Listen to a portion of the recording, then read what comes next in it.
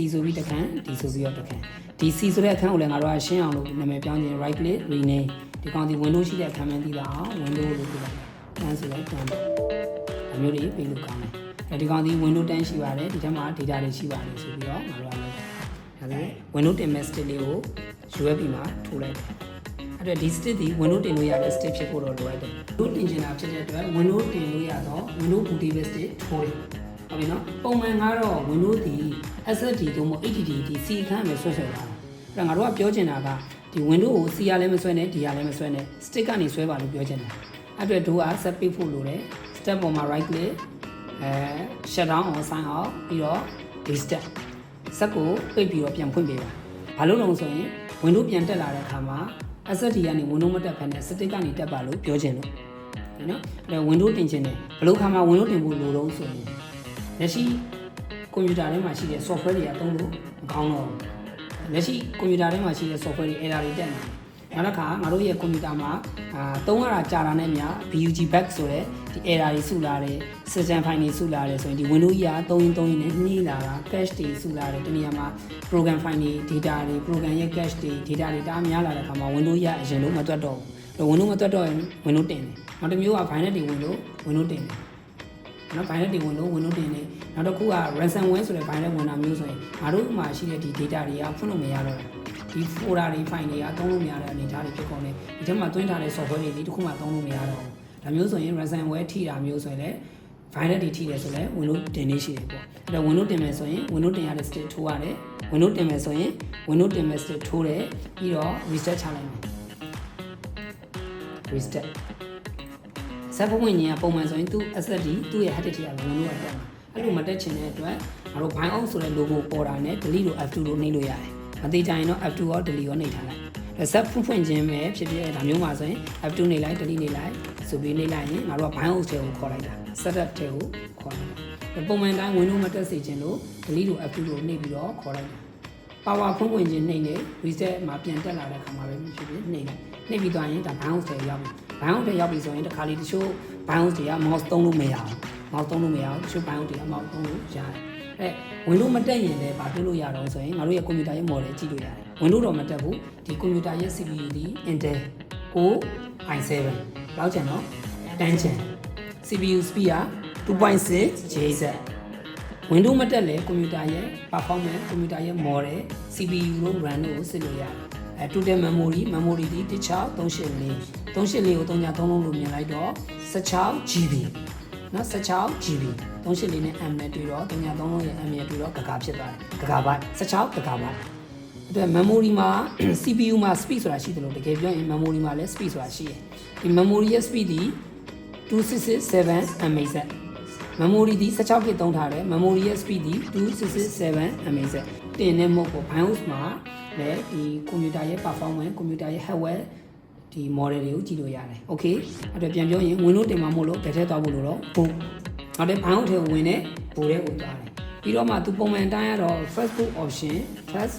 option ဒီ Windows Boot Manager ဆိုပြီးသူ SSD hard disk ကနေပဲ Windows တက်ဖို့သူလုပ်နေမှာ SSD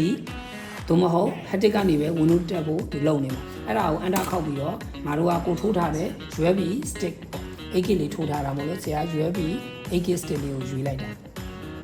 ကိုယ့်ရဲ့ stick လေးကိုရွေးပြီးလိုက်ကိုယ့်ရဲ့ memory stick Windows bootable stick ဒါမှထိုးထားရင်ဒါလေးကပေါ်မှာမဟုတ်ဘူး SSD ပဲရှိနေမှာအဲ့တော့ငါတို့ကကိုယ့်ရဲ့ USB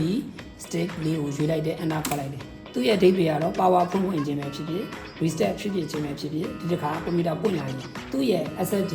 သူ့ရဲ့ window သူ့ရဲ့ hard disk ထဲက window ပေါ့သူ့ရဲ့ hard disk ထဲက window သူ့ရဲ့ SSD တွေက window ကိုမဆွဲတော့ဘဲနဲ့ဘယ်ကနေစပြီး boot တက်လာမှာတော့ဆိုရင် stick ကနေ boot တက်လာမှာငါတို့ရဲ့ window stick ကနေမှ window တက်ချင်တယ်ဒီနေ့ထားကိုသိညင်နေဆိုရင် save and exit save and exit ဒီဘာနဲ့ညီတော့ F10 အဲ့ဒါငါတို့ကဒီ F10 လေးကိုနှိပ်လို့ရတယ် keyboard ပေါ်က F10 ကိုနှိပ်တယ် yes ဆိုပြီးရွေးတယ် yes ကိုရွေးလိုက်ရွေးပြင်ဘာလို့ရုံပဲတော့ yes ကိုရွေး enter ခေါက်အဲ့ဆိုရင်သူဒီငကို hard disk ငကို SSD က Windows မတက်တော့ဘဲနဲ့ငါတို့ရဲ့ Windows stick ကနေ Windows တက်တော့မှာကြာ Windows stick ကနေ boot တက်တာပေါ့နော်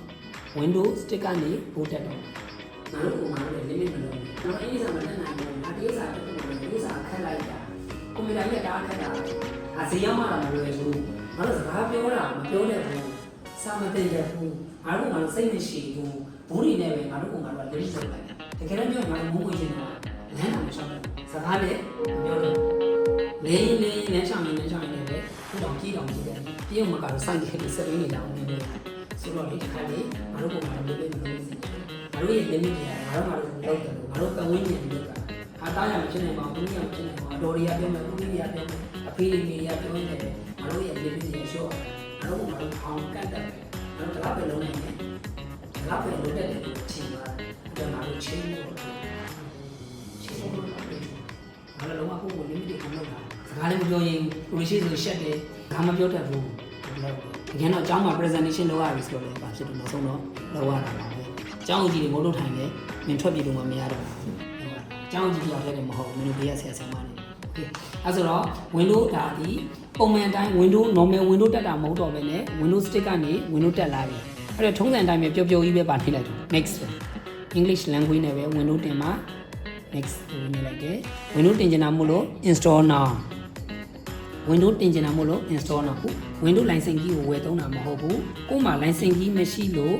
I don't have a product key ငါမှာ product key မရှိဘူးဒီလို serial number တွေမရှိပါဘူးလို့ပြောတာ I don't have a product key ငါတို့တင်ချင်တာဒီပါတင်ချင်တာတော့ Windows 10 Pro ငါတို့မြန်မာနိုင်ငံမှာအသုံးများဆုံးဒီ Windows 10 Pro Windows 10 Pro ကိုရွေးတယ်64 bit ဒီရဲ့အဓိပ္ပာယ် architecture x64 ဒီ Windows 10 Pro 64 bit ရောက်လာမှာ next ဒါတော့ထုံးစံတိုင်း next နှိမ့်မယ်ပဲတွေးလိုက်နှိမ့်လို့မရဘူးဘာလို့တော့ license သဘောတူတယ် I accept the license tick လုပ်လိုက် next ဒီမှာပြောစရာရှိတယ်ဒီ upgrade ဆိုရင်လက်ရှိ Windows ကမပြတ်ဘဲနဲ့လက်ရှိကိုသိမ်းထားတဲ့ software တွေလက်ရှိသိမ်းထားတဲ့ data တွေလက်ရှိသွင်းထားတဲ့ software တွေမပြတ်ဘဲနဲ့နောက်ထပ် Windows တစ်ခုရောက်လာမှာအဲ့ဒါရွေးမိရင် Windows နှစ်ခုဖြစ်သွားတတ်တယ်ကိုယ့်ရဲ့ computer ကအလုပ်တွေရှုပ်ကုန်တော့တာကိုယ့်ရဲ့ hard disk က storage တွေပုတ်ကုန်တာနေရာတွေမတန်ဘူးပေါ့ကိုယ့်ရဲ့ C ဆိုတဲ့အခန်းထဲမှာ Windows နှစ်ခုရှိနေတာမမှန်ဘူးအဲ့အတွက်ငါတို့ကတော့ clean လုပ်ချင်တာ Windows ကိုငကို Windows ကိုဖြတ်ပြီးတင်ချင်တာမဟုတ်လို့ custom install Windows only event အလွယ်မဲ့နော် custom ပေါ့ custom ကိုရွေးပြီးတော့ဒီမှာကြတော့တို့ဘာလုံးမှာတော့ဆိုရင် Windows ဖြတ်မှာလေ data ခန်းဝင်ဖြတ်ခြင်း data ကိုထားထားလို့မင်းတို့ရဲ့ data တွေရေးကြည့်တဲ့တင် data ဝင်ဖြတ်နေ Windows ကိုဖြတ်မယ် Windows ကိုရွေးပြီးတော့ delete partition 1ကိုလည်း 100MB ပဲရှိတာ system အခန်းတွေ delete လုပ်လို့ရတယ်ဒီပြောရင်တော့အားလုံးကို delete လုပ်လို့ရတယ် unallocated ကတော့ delete မပေးဘူးလုပ်လို့မရဘူး partition 1 delete လုပ်လို့ရတယ်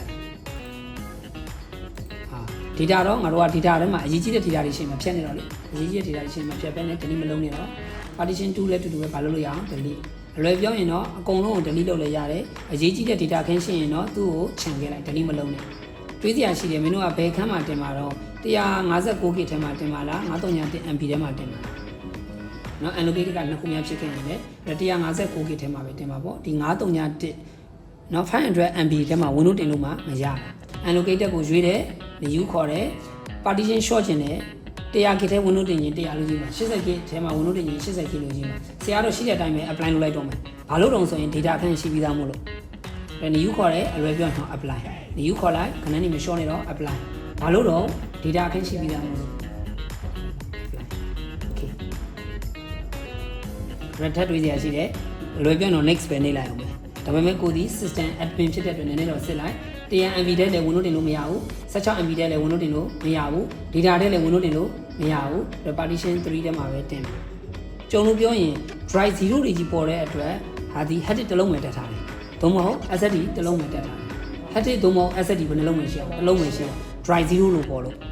drive 0ရဲ့ partition 1မှာတင်မယ်ဆိုရင် 100MB ထဲမှာ Windows တင်မှာမဖြစ်နိုင်ဘူး partition 2လည်းမဖြစ်နိုင်ဘူးဒါ system အခန်းနေတယ် partition 3ကတော့ဖြစ်နိုင်လားမဖြစ်နိုင်ဘူးလားဖြစ်နိုင်တယ် data အခန်းမှာလည်းငါတို့ကဖြစ်လို့မရဘူးတင်လို့တော့ရတယ် data တွေပြတ်သွားမှာဆိုလို့ partition 3ကိုပဲရွေးပြီးပါနေအောင်မယ်တော့ next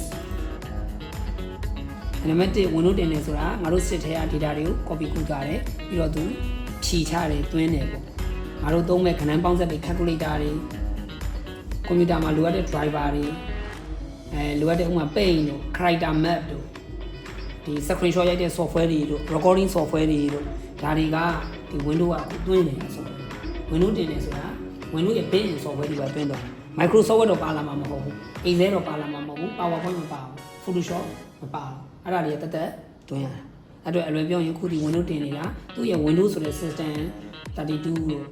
System အခန်းကြီးတင်ရတယ် User account တွေစောက်ရတယ် Windows အတွက်လိုတဲ့ software တွေတွင်းတယ်အမှငါတို့ built-in software တွေတွင်းရတယ် Paint Windows တင်ထဲမှာ DOSIC တင်ထဲမှာတင်တယ် Paint တို့ Character Map တို့ Webpack တို့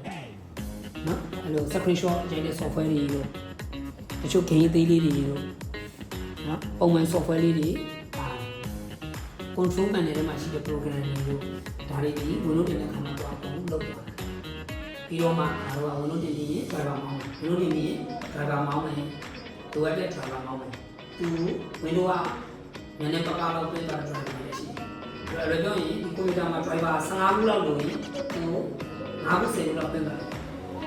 graphic တွေလိုတဲ့ driver တွေ sound တွေလိုတဲ့ driver တွေ Wi-Fi cap တွေလိုတဲ့ driver တွေ mouse တွေ driver keyboard တွေ driver